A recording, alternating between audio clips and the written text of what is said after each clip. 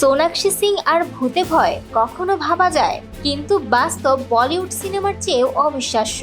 এক রাতে এমন এক অভিজ্ঞতা হয়েছিল অভিনেত্রীর, যা তার বিশ্বাসের ভিত কাঁপিয়ে দেয়। ঘটনাটা ভোর 4টার দিকে। সারাদিনের শুটিং শেষে সোনাক্ষী সিং ফিরেছেন বাড়ি। শরীর ক্লান্ত, মন শান্ত। মাথা বালিশে রাখতেই গভীর ঘুমে ঢলে পড়েন, কিন্তু হঠাৎ মাঝরাতে ঘুম ভেঙে যায় এক অদ্ভুত অস্বস্তিতে। আধো ঘুম আর আধো জাগরণে তিনি টের পান কেউ যেন তাকে শক্ত করে চেপে ধরেছে। নড়াচড়া তো দূরের কথা, দম নিতে পর্যন্ত কষ্ট হচ্ছিল।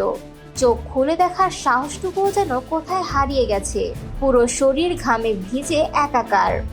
বহুক্ষণ সেই চাপ অনুভব করেন তিনি। তারপর ধীরে ধীরে যখন সব স্বাভাবিক হয়ে আসে, তখন চোখ খুলে দেখেন কেউ নেই পাশে। সকাল হতে আর দেরি করেননি সোনাক্ষী। সোজা বেরিয়ে পড়েন বাড়ি থেকে।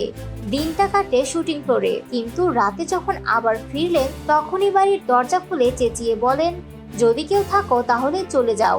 ভয় দেখিয়ে নয়, স্বপ্নে এসো। একান্ত কথা বলার থাকলে সেভাবেই বলো, এভাবে নয়। সেই রাতটা আলো জ্বালিয়েই কাটিয়েছিলেন সোনাক্ষী। তবে ভাগ্য ভালো, আর কোনো ভয়ঙ্কর ঘটনা ঘটেনি।